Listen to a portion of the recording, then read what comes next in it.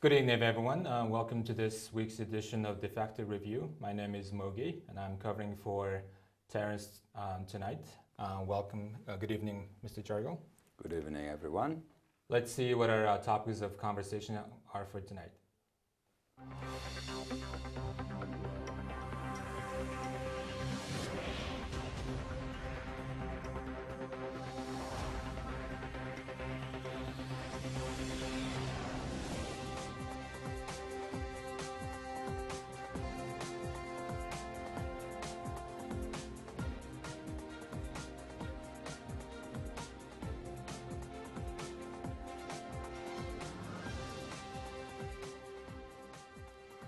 Okay, our first topic of conversation tonight is the Vice Speaker of Mongolian Parliament, Mr. Nyemdorj, made a press conference last week stating that concerning Erdenet Mining Corporation, and what he stated was that the sale of Russia's 49% stake to a Mongolian private company called Mongolian Copper Corporation was not done correctly, and the statements that he did was that even though the government still owns 51% of the Erdenet Mining Corporation, that they have lost effectively management control of this mine. What that means, what he meant was that the company that bought 49% appoints the chairman of the board, the chairman of the nominating committee in a way that the minority owner of Erdenet Mining Corporation has now management control of this mine. So, Mr. Jargo, this statement, we know that the sale of this mining corporation, the 49% that Russia's owned, was sold to a Mongolian private company on what Mr. Nyemdorj says was on the day before the election, meaning June 28th. And that the Mongolian government has now lost control of the management. Tell me what your thoughts on this, on Mr. Nyemdorj's statement regarding this significant contributor to our Mongolian budget for the past 26 years. And he also claimed that this year, the Erdenet Mining Corporation has only paid, in the first 8 months, only 20 billion Tugrik taxes in comparison to last year, where they paid 284 billion Tugriks. What are your thoughts? Well, with Deputy Speaker Nyemdorj statement, I found one thing. Mongolia is not talking about anymore the transfer of 49% of the Russian shares to Mongolian counterpart, or private, say, party. Now they talk about what is happening after. And even what's happening after, according to Nyemdorj, that 49% of all shares owners now deciding everything. Right. They made such amendments into the rule of the joint venture. Now it's already not anymore joint venture between two governments. It's now already Mongolian companies, state government, and the private company, de jure now. And now, what his claim is why all the rules are changed suddenly. Why 51% of the state ownership is not represented at all by any means. Now he's saying that who is now chairman of the board is not clear. Now the auditing committee is now nominated by the 49% owners, not the majority. So he's demanding that it's made clear. But this is my first observation. Second observation is the situation or the silence of the rest of the MP people. Right. You remember on the day when Sachen Beleg announced it, former Prime Minister Sachen Beleg announced it a day before election that he had sold 51, he had agreed the Russians sell that 49% of the Mongolian party, a company, he named the company Mongolian Copper. And then after 2 or 3 hours, current MP people came out and made a press conference, press statement, remember? And he said, well, who is this TDB? Who owns TDB? Then they have been mentioning many companies. As a result, they were showing that it is owned by many international companies. Right. Then they were saying that it is injustice, everything. But then, as soon as People's Party won the election, they have complete silence. First, they're very striking. Second, new Prime Minister said they will have a working group to investigate what has happened, and nothing. Like many other similar things in Mongolia, it is now has a silence. Why? I find it's a very deep conflict of interests. So thirdly, let's go into the details of what Mr. Nyamdort said. He was raising an issue of, first time publicly, by the way, on the all broad media, he was raising an issue, who is this man called Erdenet, who is the chairman of the TDB Bank, Trade and Development Bank, who is also 98% shares owner of UB Bank. Right. And he said about this ownership, first time, and beyond that, all companies who bought Erdenet is he himself, the chairman of Trade and Development Bank. Right. Which now raises a question among public. It's a long time have been raising these questions. Who is this person? Why he owns 98% of Ulaanbaatar Bank, which was founded along with Ulaanbaatar Insurance, Ulaanbaatar, many, remember, financial institutions, Ulaanbaatar Bank, altogether were established when the current Prime Minister Inkpald was the mayor of the Ulaanbaatar city. The speaker, the current speaker. The speaker, Mieromp Inkpald. Right. And somehow at that time, public were asking, I mean, where is our bank, where is our insurance company? And then it's ended up having this man having 98%. So what is the connection of Mr. Mieromp Inkpald and this person? First question. Second question, why TDB has so much power in this country? Now, TDB only is behind the somehow interesting management privatization, so-called. They have helped to, a private company buys Tarkhang Metallurgy Factory, right, which comes with it is right on the iron sources in Seringamak. One of the biggest iron ore deposits. Largest iron deposits in the country. Then suddenly these people have it. Now then they have it also, the Tarkhang Cement Factory. Yeah, the Khutul cement factory. Right. Now Erdenet. What is this bank which started to own one by one every asset of Mongolia? And plus it has also owned media. Bloomberg, Mongolia. Right. So it has kind of independent kingdom inside of the country. That in a way controls all Mongolian politicians. Why? Everybody has silence now, including Mr. President. And now that's why my fourth point is, it's a time to ask Mr. President Özbekdorj, where are you? What is your stand on this issue of Erdenet? Before and during and after purchase by Mongolian company. So why you have such a silence?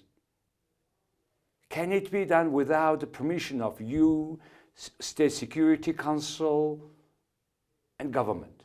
No, it's impossible.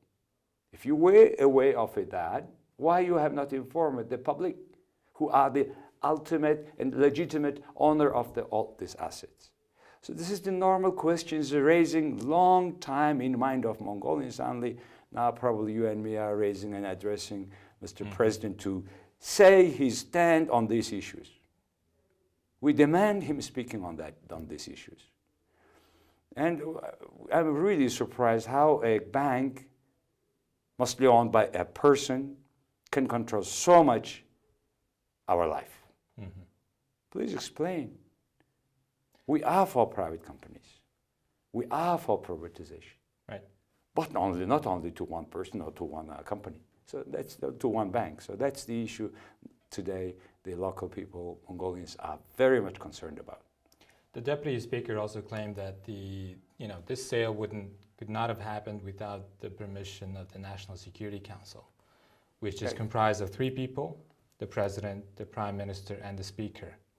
And the President is from the Democratic Party, and the sale happened when the Prime Minister was Democratic Party, and the Speaker was from the Democratic Party. But as you said, the new Prime Minister, he said that he created a task force to investigate the nature of the sale of this strategic deposit to a private company, because this could not have happened without the government's permission. And the former Prime Minister claimed that the government did give approval to the Russian side to sell it to a private Mongolian company. The more this current power, People's Party, in particular its speaker, have a silence on this issue, it more causes discreditability of Mongolians in the current power. Nothing to say about the previous power who had sold it. Right. And when they are all both together, have a silence, we are coming to the conclusion that they are kind of doing it together. The two parties. The two yes, major political so parties. that means basically all these things, what's happening with Mongolian public property, shows how deep the corruption is in this society.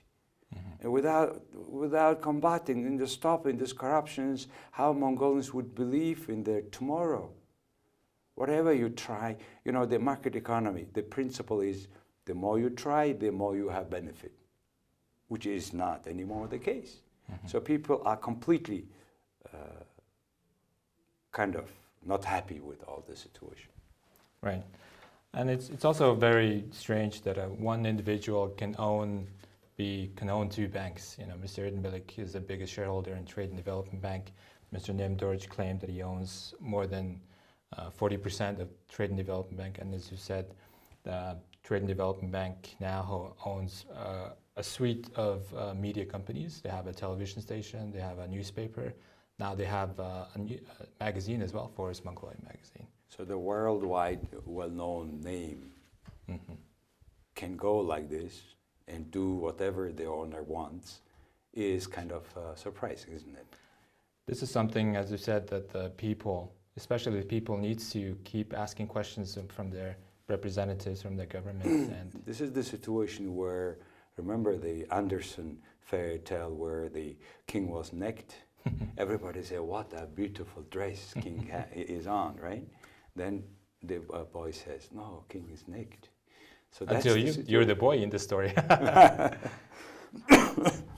Okay. Okay. Our next story is there's been a debate over the past week or so about allowing a foreign bank to start opening branches here. And there have been several meetings. The Prime Minister, I think 2 weeks ago, met with representatives of the financial sector. And just last week, the banks also had a meeting at the Foreign Ministry to talk about the influence of the banking sector in attracting foreign investment. So, you know, this has been a very hot topic for the past several years, especially when the first bank mentioned was a Chinese bank, Bank of China, majority Chinese government-owned bank. They've, to my knowledge, sent several requests to the central bank to be given the permit to start opening branches here. And the reason why this topic comes up now and then every time is because of the high interest rates on credit, especially now with the policy rate hiked to 15%.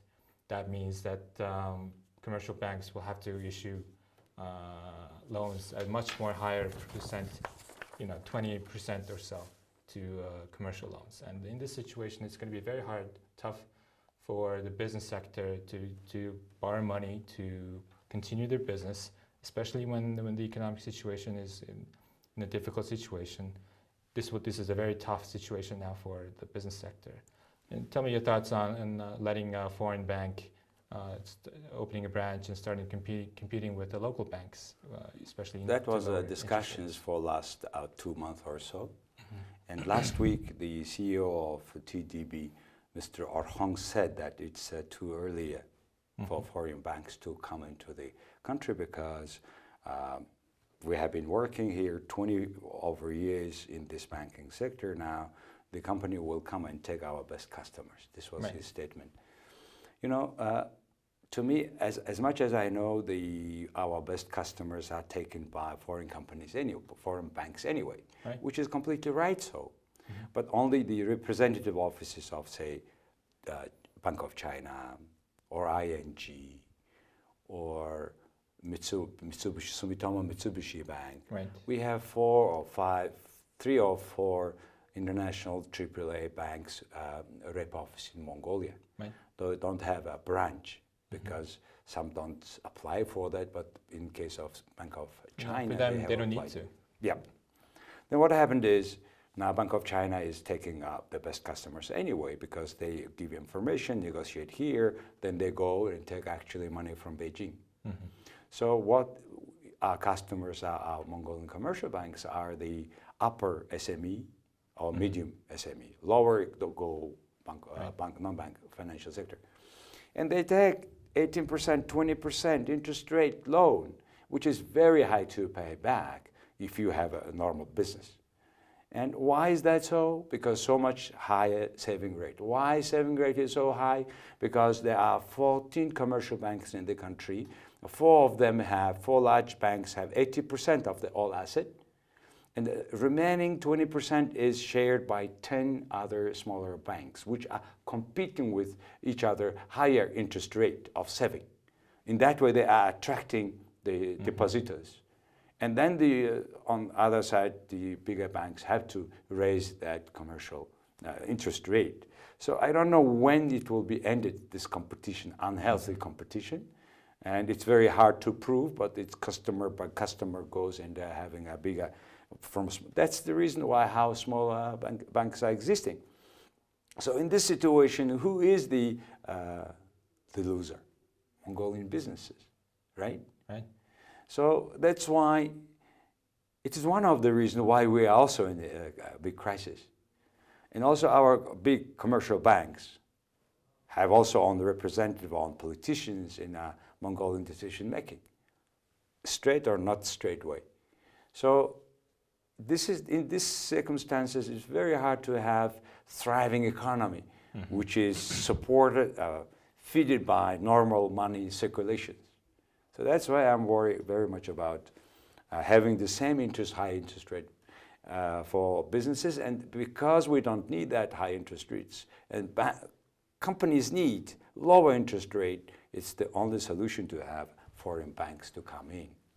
Especially it's difficult to get a 20% loan when inflation is 2-3%, meaning that after a year or so, the price of their products will be virtually the same. Wow, but they're still paying interest, 20% interest. It reminds me when the commercial banks were saying that, why we have so much high interest rate, because inflation is high. Yeah. At that time it was double digits. Right. Now when it goes to even deflation in some cases, right. they should go down. Right. But what happened? The policy rate of Mongolian commercial bank, central bank, is now 15%. Right. I mean, with 15%, then how you need to have, you cannot have a lower loan rate, because it's so safe to get 15% per year for last week. Right. Central bank sold $200 billion tugriks worth on bonds. Okay. Then government on the other side also sold 420 billion Mongolian tugriks. They sold to commercial banks. So total 620 billion Mongolian tugriks were in the hand of bank and government, where government was paying money for their salary, payroll, and yet the bank had less for 620 billion tugriks, less assets or liquidity, which otherwise should go to businesses. To the market, yeah. The reason is the government is borrowing at the level of 16 to 17% a year, the commercial banks. Right. So now Mongolian government is competing with Mongolian businesses. Yeah. So that's the, I think, last tolerable situation of a country which is so heavily in debt in national owned currency and foreign currency. Yeah, when the government is selling their bonds at 17%, I saw their Friday auction, it was 17%, the 1-year government treasuries. When the government is selling at 17%, when inflation is almost 3% now. How can the normal businesses can borrow at low rates? It just can't. It's not possible. Banks will have to. It's businesses will have to accept 20, maybe even more than 20% interest rates just to get a loan to continue their businesses. This is not a very healthy situation. Not at all. So that's the major concern now. I think this is we should talk about the third part of our discussions today. The government trying to find out the exit from the current situation. And the finance minister, B.Choijilsuren, he made a statement that that the government will move forward major projects, including Tavantolgoy. And he also, in the 2017 budget, the budget draft that the government is going to submit to the parliament, it includes a number of the major projects that the government has promised to move forward, including Tavantolgoy. And what are your thoughts on government's action so far and trying to recover the economy? What do you think the budget for next year should be?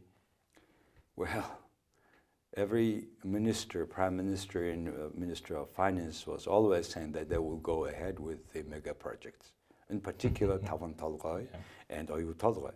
Oyutolgoy goes now, finally, thanks God, it goes on way. But Tavantolgoy doesn't go. If it goes in such an interesting way that Mongolians want to understand more. Why Tavantolgoy, the best coking coal deposit in the Northeast Asia now, is being sold at $27 per ton. At the same time, a coal, less quality, being sold, coking coal on the east coast of China at $200 per ton. Is it the way you go with the mega project? Looks like yes. Why? Because it's too much government inside. Whenever the government started this Tavantolgoy company, Erdenet Tavantolgoy company, since that this poor company is always in debt. And it's such a debt that they have been paying, 5-6 years. And I remember the two previous CEOs we cannot find with the help of Interpol even today. So this means how, in general, government is bad manager, in particular Mongolian government, where you have a lot of corruption. So how you can go ahead when you have such a situation? Right. So that's a very worrying. And plus, even it goes, say something happened, magic thing happens. But then first of all, we need these railways, right? And now never-ending saga. Railways. And they say we lost $200 million. Then they say, oh no, half of them are already made the paved part of it. Different opinions, no independent opinions on that. Several people are being investigated. Yeah, and actually several $1 million are missing on that anyway. And if finally we borrow more money, put the railways finally, then start to sell Tavantolgoy coal. If China say one day, no, we will not buy anymore, then who will pay for that investment? Before investing money into the railway, you should ask this question. What happens? What is your risk? Who's going to buy it? Yes. What is your risk management on that? Which is not the case. So unfortunately, every mine, every big mine, before they start even production, even they start digging the first ton, they should have offtake agreements ready for the next several years. And in this case, you're suggesting that Tavantolgoy should do the same thing as well. All private companies do that because they know that it's their own money and they are to pay back anyway, the same individual, same personality. In case of the government, they don't think that way. If sometimes they think in that way, they know one thing. By the time the mine will pay back, he will not be there. He doesn't care. As soon as if it is elected, okay. If not elected, he's disappeared. Like many previous decision makers, ministers, prime ministers, where are they? We are staying with this debt. Every child, every poor man, rich man in this country paying from the piece of bread through taxes, those irresponsibility. They're all complicit in creating this economic situation. That's the situation, because this corruption that our leaders talk too much and that don't complete anything, we start to pay all this with our own labor, with our own perspiration, you see. We always overpromise and underdeliver. And the question is how long it will go.